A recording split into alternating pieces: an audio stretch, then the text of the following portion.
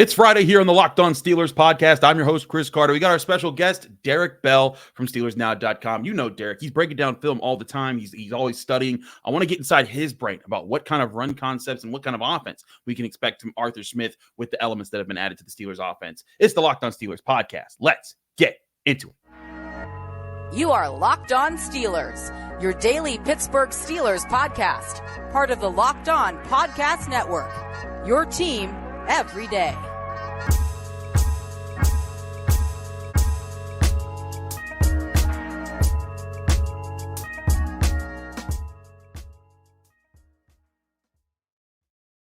Hello and welcome to the Locked On Steelers podcast. I'm your host, Chris Carter, bringing you your daily dose of all things in the Pittsburgh Steelers. As always, you can find the show on your favorite podcasting apps and on YouTube. Like this video if you enjoy it. Subscribe to this YouTube channel to get all of your daily Monday through Friday episodes, as well as our bonus content. We thank you for making us your first listen every day because we're your team every day. And as I said before, we're joined by the man himself, Derrick Bell. You can find him on Twitter at Steelers_DB.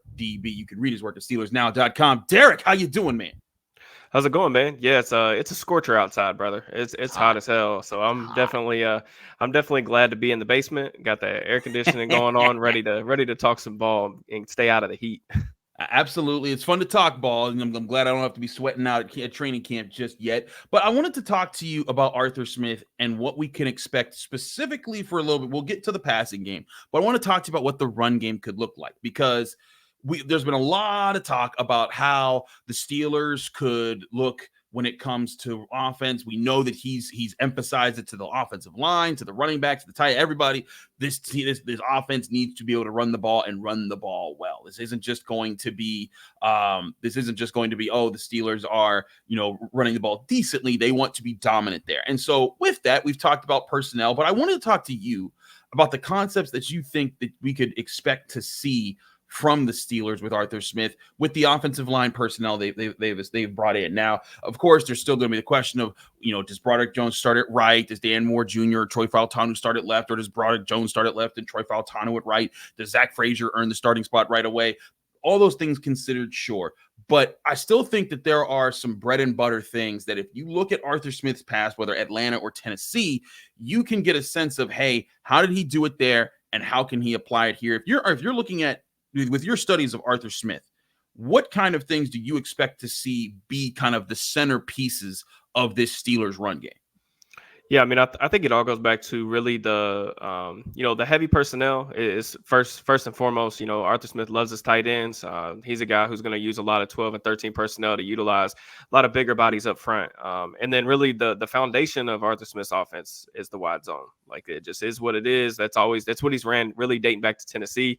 Mm-hmm. It's kind of like what he grew up in a little bit as well there, like studying a little bit under Matt LaFleur and, getting to some of the stuff that they run. I mean, if you look at some of the numbers, like they were 82% zone rushing concept last year, according to Sports Info Solutions. That's by far the number one team in the league.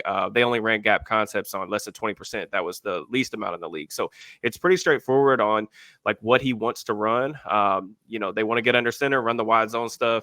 Now, the concepts that they work off of that, they can dress it up in a myriad of different ways. I think that some of the interesting counters to the wide zone is they run like what's called like wind back counter. So basically it's like the entire offensive line will be blocking like outside zone if you're going to the right, but then they will actually pull. They have like covered, uncovered rules. They'll actually pull you to the center of the guard and work it back to a counter the other direction. And they hit some really explosive plays, especially with Bijan Robinson last year in Atlanta.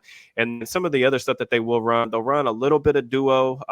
That's more of like a matchup based thing for him, but they will run some duo, particularly out of like bunch formations, depending on what type of front they're seeing. And then we'll see like occasionally, you'll see a lot of like toss sweep stuff, but they don't do a lot of power concepts. And I think one of the things you mentioned, like with the Steelers personnel last year, like their best rushing attack stuff was, one back power, especially from the gun, a lot of those dart concepts where you're pulling the tackle. The Steelers have a lot of really good pullers. So that's what I'm really interested to see if Arthur Smith can kind of tweak some things and incorporate some more gap scheme stuff, kind of like what a lot of the quote unquote like zone based guys are doing around the league. Your Kyle Shanahan's, your Sean McVay's, like those guys like are known as outside zone guys, but they're actually running like more gap of power right now, just because that's the way the NFL is trending, just based on things that we've seen defensive coordinators adjust to. That's part of what I wanted to ask you too about here is What do you think suits the Steelers better? Yeah, wide zone is what Arthur Smith there, but and you're right. When you look on sports information systems, the Falcons ran the most zone runs last year overall, 339. But also the Steelers, not that they were right up with them, but they were in the top 10 as far as usage wise, 224 snaps in the zone. That was eighth most in the NFL. And breakdown wise, that was around, I believe, 47% ish of their offense, as far as how they use their linemen. And when I look at that, I'm like, that's a lot of offense there as far as the run game and how they want to use it. And granted, they still mixed in gap schemes. They still had design gaps that they wanted to run to at times. But do you think that maybe it's just a matter of further just emphasizing hey, this is about to be a zone run scheme with just a couple counters in it, where you see a much heavier dose of the zone runs used in the Steelers offense? Yeah, and I think that's what I mean, by the counters too. How are they going to incorporate some of the stuff that they were really good at last year? I think of some of my favorite runs that they ran last year were, some trap concepts, some long trap stuff, some, like I said, the one back power with the tackles pulling.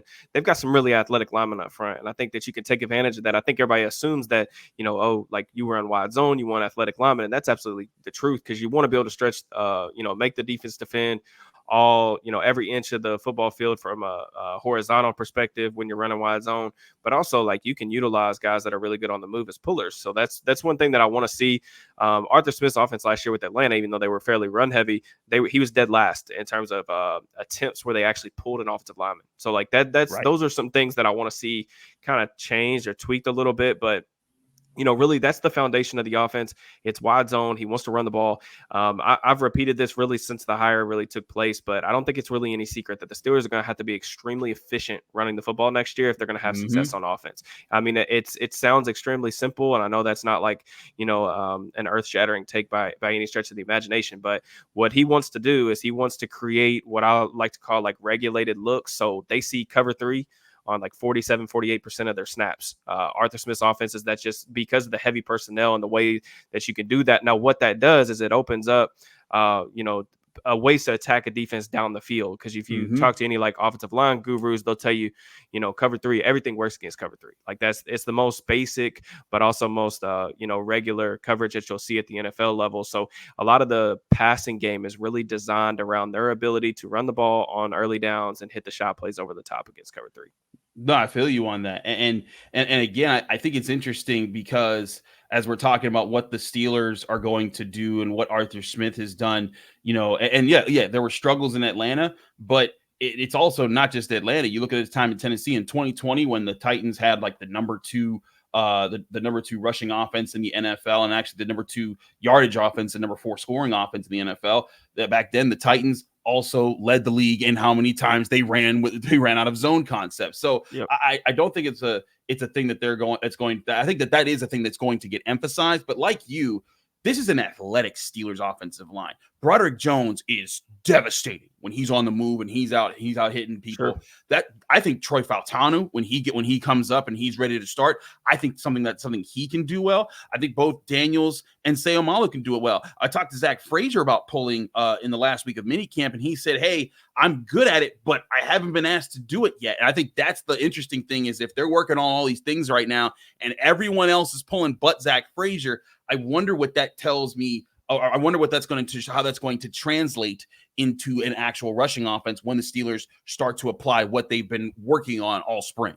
Yeah, definitely. I mean, you hit the nail on the head in terms of just figuring out, ways to kind of expand what he's done for so long. You think back to the days of Tennessee, and I think it's really difficult because I think, there is room for optimism with this hire because Arthur Smith actually does have some semblance of success at the NFL level. That's a little bit different than their past couple hires, right, at the offensive coordinator spot. Right. But I think it's important that, the game's changed over the last 4 or 5 years. This is why the best offensive coordinators are always ahead of the curve in terms of trends. And, defense in general is always reactive, not just on a play-by-play basis, but the trends around the league, it usually takes them a year or two to catch up to some of the things that the NFL offenses are doing. Like you think back to some of the quarterback zone read stuff, like when RG3 was a rookie, and some of the stuff like these aren't necessarily new things, but the NFL moves in cycles, and it just takes a little bit for defenses to catch up. Well, defenses have figured out some ways to, better play the wide zone stuff. We've seen a little bit of change in personnel, not just the fronts, but also the bodies that we're seeing on the defensive line. That's played a little bit of a part in it. And then also, I think the big thing too, you look back to his time in Tennessee and like some of the explosive plays that they were able to generate off play action, especially the bootlegs or the keepers. Teams have gotten better about playing the bootleg now. Like they just have. And like those, that was one of the funny things about like going back and watching really the Titans tape that I was able to get my hands on from those 2 years he was there, is I just kept noticing even good teams, like good defenses like the Baltimore Ravens, they were terrible in terms of like they were setting the Titans up with layups just by the backside edge, just trying to run down the running back and leaving Tannehill able to, roll out the pocket, reset his feet and then launch the ball down the field to Corey Davis and AJ Brown. So I am interested to see, what tweaks he comes from, because like I said, the key is not to try to replicate what they did in Tennessee 5 years ago. It's a different offense, different time of the league. Right. But I'm interested to see like how, his second act as a true offensive coordinator, how it works.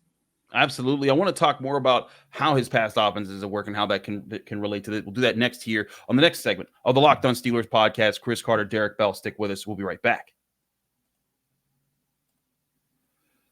But first, I want to remind you this show is brought to you by eBay Motors. Passion, drive, and patience, that's what brings home the winning trophy, and it's also what keeps your ride or die alive. eBay Motors has everything you need to maintain your vehicle, and you can level it up to peak performance, from superchargers to roof racks, exhaust kits, LED headlights, and more. Whether you're into speed, power, or style, eBay Motors has got you covered. With over 122 million parts for your number one ride or die, you'll always find exactly what you're looking for. And with eBay's Guaranteed Fit, your part is guaranteed to fit your ride every time or your money back. Because with eBay Motors, you're burning rubber, not cash. With all the parts that you need at the price that you want, it's easy to turn your car into the MVP and bring home that win. Keep your ride or die alive at ebaymotors.com. Eligible items only. Exclusions apply. eBay's Guaranteed Fit only available to U.S. customers.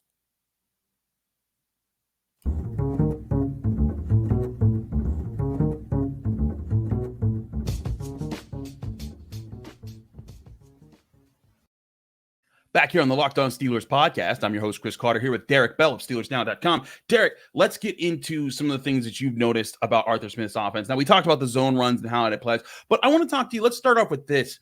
How have you seen play action work and not work in Arthur Smith's offense? Because if the run game is a major part of the offense, play action has to be a part of how this offense gets big plays in chunks. Yeah. So, I mean, like I said, setting the table with those regulated looks, getting cover 3 looks is extremely beneficial for some of the things he likes to do. Like some of the more, common concepts that you'll see him call. LaFleur calls this the strike concept, but basically it's just a drop back, or a play action concept where it's usually condensed sets. So Arthur Smith loves to, bring his wide receivers close to the core of the offensive line. And then, the strike concept is really just you get a 10-yard kind of in breaker from one side of the field, and they'll pair that on the other side with either a blaze out at 20 to 25 yards. Sometimes they'll run like a 7 stop where it's just they call it a swirl route. So they'll pair that, and then you'll see a lot of crossers. So they like to do like dagger concepts. You'll see like Yankee, a lot of stuff that's breaking over the middle of the field. And they will, also run some stuff like sail concepts and things like that to continue to push the ball down the field, because that's another thing that's really good against cover 3 looks. But that's the thing, you got to be able to run the ball efficiently to make defenses stay in those looks, and that's the really important thing too. Is I'm interested to see how teams play the Steelers offense, because like I said, teams have been really basic in how they played Smith's offenses in the past, but you pair him with a quarterback like Russell Wilson, who over his career, he's demolished cover 3. And like, that's the big thing. Like you go back to his days in Seattle. Well, one of the changes that the NFL in general started to make, and teams that started to play Russ, when they started to try to become a little bit more pass happy with the Seahawks, they played a lot more split field coverage, so that you'd see a lot more quarters, a lot more cover 2, and force Russ to throw in the middle of the field. And we'll talk a little bit about that, but I'm interested to see, what opposing defenses and how they approach the Steelers offense this year. Absolutely, because also part of this will depend on personnel, right? Like we've seen when Najee Harris is the focal point of the offense, when he's on the field, teams are like, hey, we're not letting him take over. You're gonna have to beat us with these other guys. But now the Steelers offense doesn't have a 1-2 punch of Pickens and Johnson. It's more so Pickens, and then we'll see if it's going to be Calvin Austin or Roman Wilson, or name a receiver that they could trade for, because trust me, we've done enough episodes on that. But I think that when you look at the Steelers offense, and Pat Freiermuth also works into this, I also think Darnell Washington, not at some great clip, will be used, but I think that he will be used more than he was last year.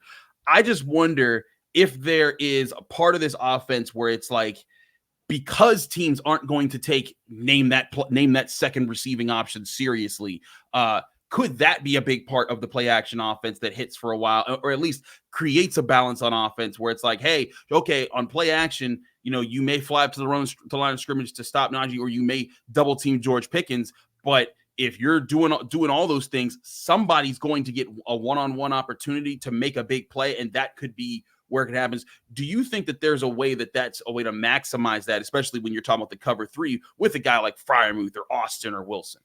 Yeah, I mean, like cover three in general too, like especially if you're going to be seeing that on early downs where you can utilize the play action stuff, it is good because it does naturally create one-on-ones on the outside. Like that is one of the benefits of it. Now you talked about like just how some of these pieces are going to fit into the offense, like Roman Wilson, Calvin Austin, things like that.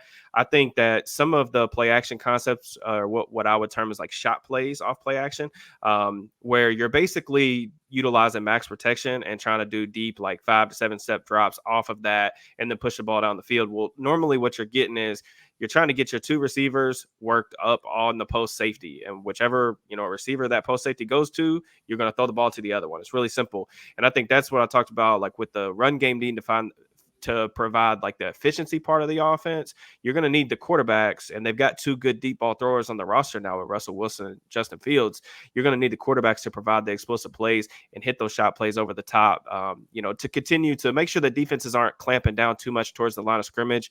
That's been one of the issues for Smith's offenses in the past. Is there have been times, especially I noticed it last year, where lack of juice or respect for secondary pass catchers in terms of threatening the field down like vertically has been an issue, because teams will start to cheat some of those in breakers and start to, flood the intermediate parts of the zone because they don't respect you to, have the ability to go over the top. But I don't anticipate that being a problem from a quarterback standpoint, but I do think we probably need to see if one of these receivers can step up and, hit some at least home runs to keep defenses honest.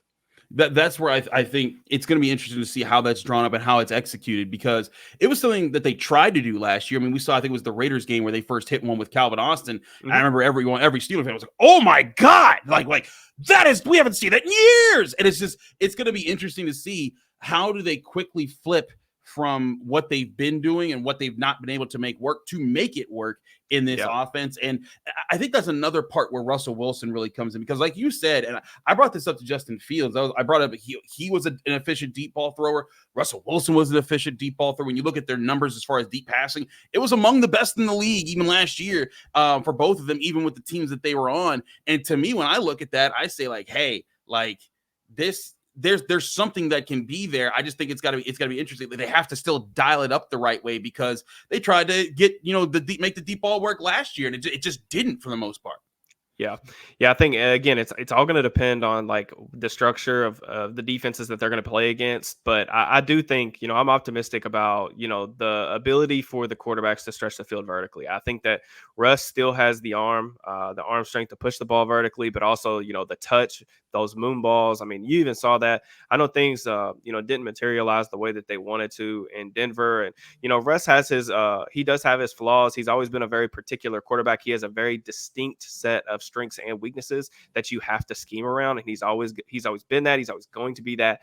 But one thing that is still very much intact is the arm strength and his ability to throw with touch down the field. And, with Justin too, I think that's almost been, it's been frustrating because, over the last several months since I've traded for him, I went back and watched, every game that Justin's played in a Bears uniform. And we got to see more of it last year because the skill talent on the outside was a little bit better. You got DJ Moore in there. I think Cole Kmet took a nice step forward.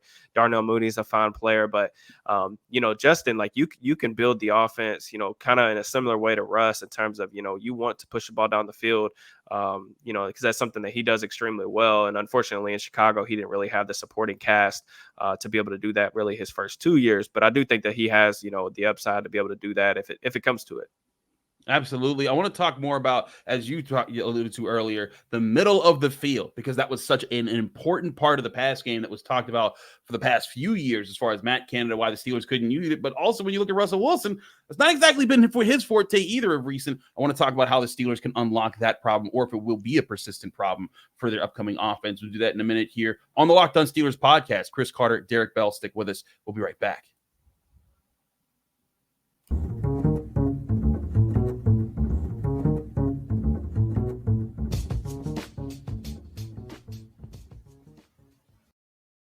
Back here on the Locked On Steelers podcast, I'm your host, Chris Carter, here with Derrick Bell of SteelersNow.com. Derrick, the middle of the field was such a conversational piece for the past couple of years, all of Matt Canada's tenure with the Steelers, and how it wasn't used. When you looked at the passing charts, they're like, why can't they unlock this?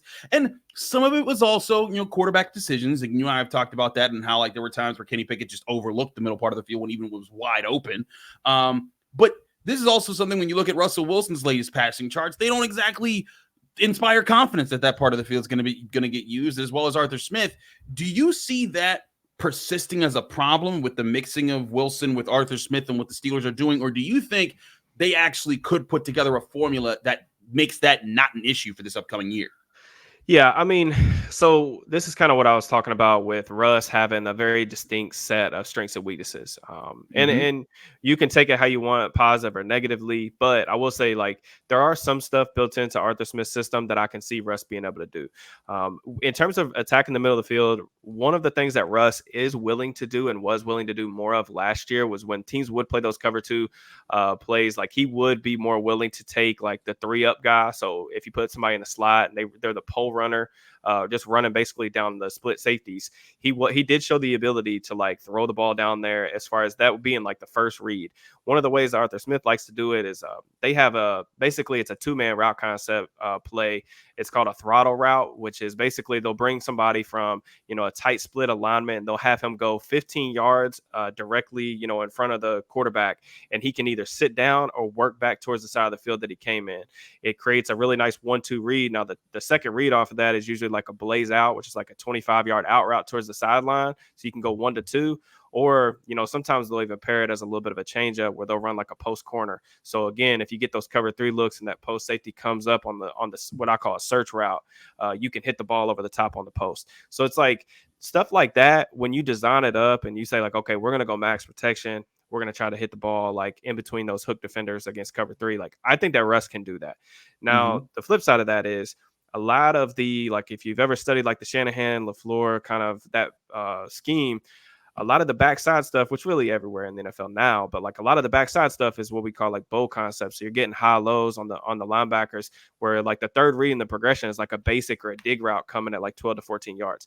Now, right, even though Russ holds the ball and Justin does the same thing, even though those guys hold the ball for a long time to where you would think, okay, they're going to have time to get back to the backside dig, they're not really comfortable throwing it for whatever reason. It's just the anticipation factor isn't really necessarily there.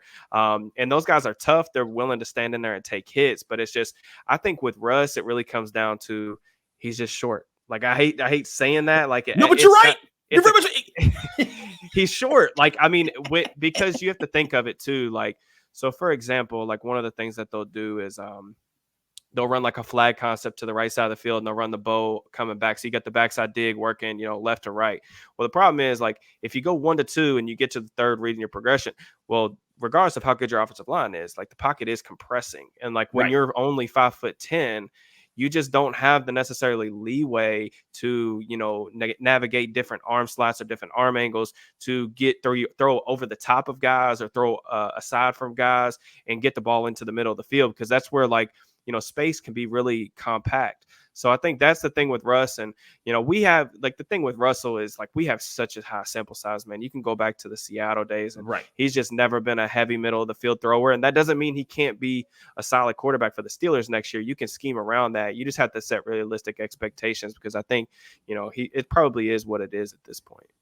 No, that's where I think that you touching on the hype part of this, I try to bring this up in a way that doesn't sound like I'm hating on Russell Wilson, but the height is a real factor. It's something that Drew Brees dealt with his entire career, something that Russell Wilson has dealt with for his entire career. And it's something that I do think the Steelers have to find a way to compensate for, especially to open up opportunities like those backside digs where it's like, hey, this is designed so that if they take away the first and the second read and he's able to cycle and there's time to cycle back to the third read because they didn't blitz or you picked up the blitz or what have you, yet he's able to hit that. But if he can't see it, that's a whole other problem. And in Russell Wilson's career, that's led to a lot of times he's kind of held onto the ball and had to scramble and move out and find new spots. And I think that's another reason why he's been so good at creating in those moments, because he's had to make who he is. And that's where I think the middle of the field becomes an interesting question again, because there's going to be ways, like you said, to kind of scheme it into situations where pre-snap you won't know for sure, but pre-snap you can say, hey,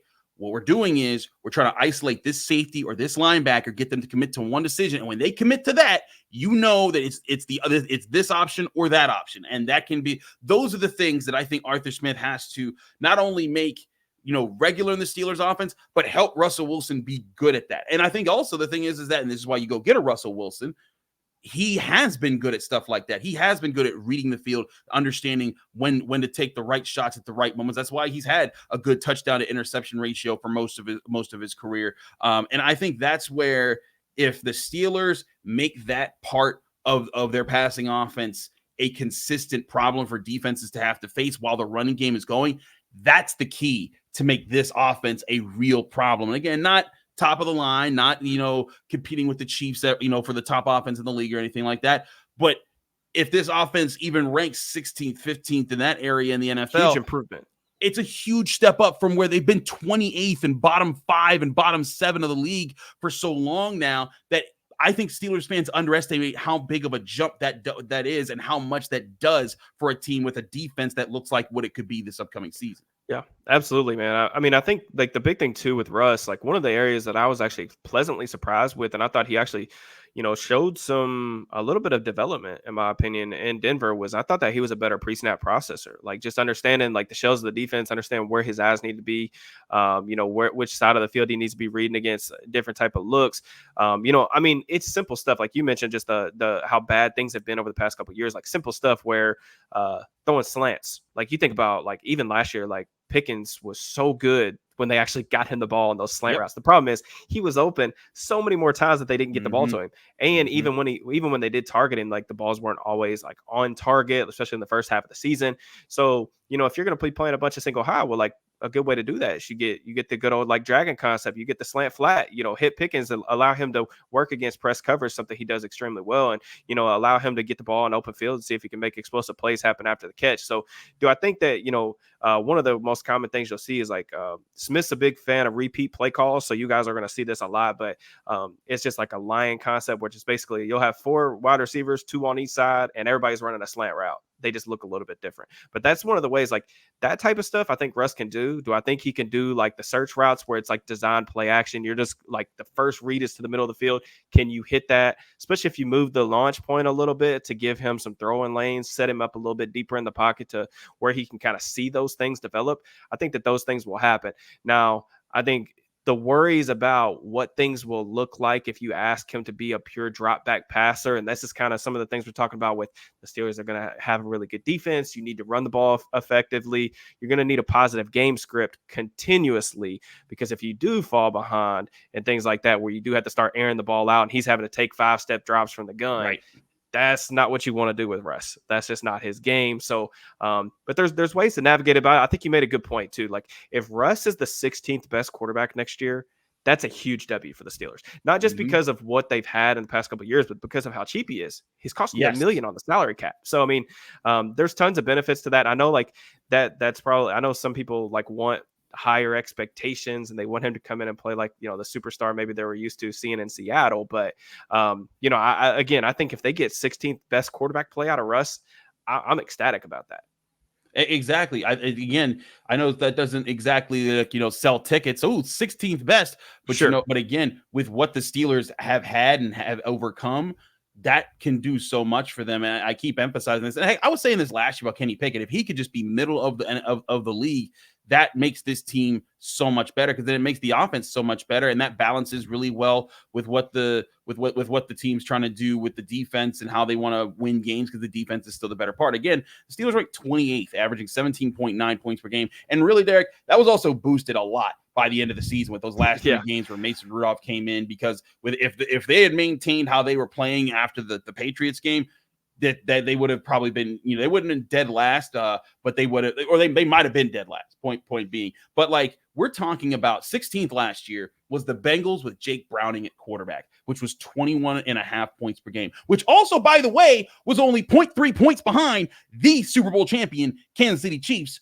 who kind of recognized, hey, we don't got that kind of an offense this year. We still got Patrick Mahomes, but without Tyreek Hill and basically just Travis Kelce, we got to find a different way to win football games. And so they tempered it back. They controlled more down at distance, more time possession, and that's how their offense was able to win games a lot more, by being efficient in that way. If the Steelers are hovering right around 21 plus points per game, if they can get to 22 points per game, and the defense again has to be healthy, needs to be playing up to the level, I think that this team is in such a better position to handle the entire NFL. Derek, I want to ask you this before we go. Do you have a prediction for where this Steelers team will rank offensively, scoring wise, this season? Like when you look at how everything is stacked up, and I know it's super early, we haven't seen training camp or nothing like that, but do you have a feel for where you expect this team to be? Yeah, it's really tough, because I'm hoping to be in Latrobe for a couple of days for training camp, and then the preseason. It's funny. I know a lot of people hate on the preseason, but the preseason is a great time to watch like offensive and defensive scheme, because you do get, it's vanilla, but you get the base concepts out there, and I want to see like what they lean into a little bit. Now, I don't think they're going to be showing anything crazy, but like you will be able to see like how they plan to function offensively. I think the optimistic viewpoint of this thing is probably middle of the pack. Somewhere around that like 12 to 16 rank. That's probably the highest that I could probably see it going. I struggle to see them being like a bottom 5 team necessarily if everybody is healthy, just because I do think that the upgrades they've made along the offensive line, really it's going to come down to how quickly those guys can get acclimated to the NFL level. You're going to be playing a bunch of young guys, maybe Broderick Jones switching positions, but there's just so much unknown, like with Justin Fields and with Russell Wilson, like those guys, like how they're going to adapt to the offense. It's difficult for me to say one way or another. I do think like them being, I think 20th like would be a realistic approach, like them getting to the 20 point per game mark. And I think that's the big thing. Like if you go back over the past several years, man, like you look at the Steelers record when they score 20 or more points. I mean, it's pretty good. Like I know that's not going to get. That's not. Is that going to be a good enough to go into Buffalo and compete with the likes of Josh Allen, who are capable of going 35 points per game? I mean, that's a different type of conversation. But I would love to be able to have that conversation with you in week 8, week 9, if the Steelers offense comes out and they do, exceed expectations, then we can start having, I feel like, those conversations about can this team compete with the competitors, the contenders in the NFL or the AFC?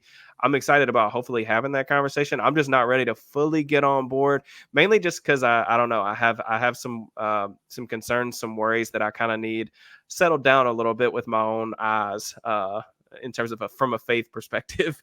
No, I feel you. And listen, the Steelers have done that to a lot of people. There's a lot of things that the bare minimum ask of what was like, hey, can Kenny Pickett just do this? And that didn't happen for 2 years. And now they're moving on. There's a lot of reasons to be skeptical there, but there's also a lot of reasons to be hopeful. That's why I wanted to ask you about the concepts, what to expect this year. And we thank you very much for joining us here on the Locked On Steelers podcast. He's Derrick Bell, everyone. Check out his work at SteelersNow.com. Derrick, you got anything else that people need to be on the lookout for that you're working on? Like you said, man, at Steelers_DB on Twitter and on YouTube. I just posted a video about some creative ways that Arthur Smith can use Justin Fields and some design plays, design packages. So if you guys are interested in that, you can take a look. We talk a little bit about the zone read stuff, which is another like one of his favorite rushing concepts, specifically in the red zone and third down. So if you guys are interested in like more scheme nerdy stuff, y'all can check that out. But I appreciate you having me on, man. It was a blast. Same here. It's a blast to have you on. He's Derrick Bell. Check out his work. We're all nerdy. That's why we're listening to a Steelers podcast in June. But thanks to everyone for tuning into the Locked On Steelers podcast. I'm your host, Chris Carter. Follow me on Twitter and Instagram at Carter Critiques. Read my work at the Pittsburgh Post-Gazette, post-gazette.com. Find me here on the Locked On Steelers podcast every day, Monday through Friday, breaking down your Pittsburgh Steelers. We're back here Monday here on the Locked On Steelers podcast.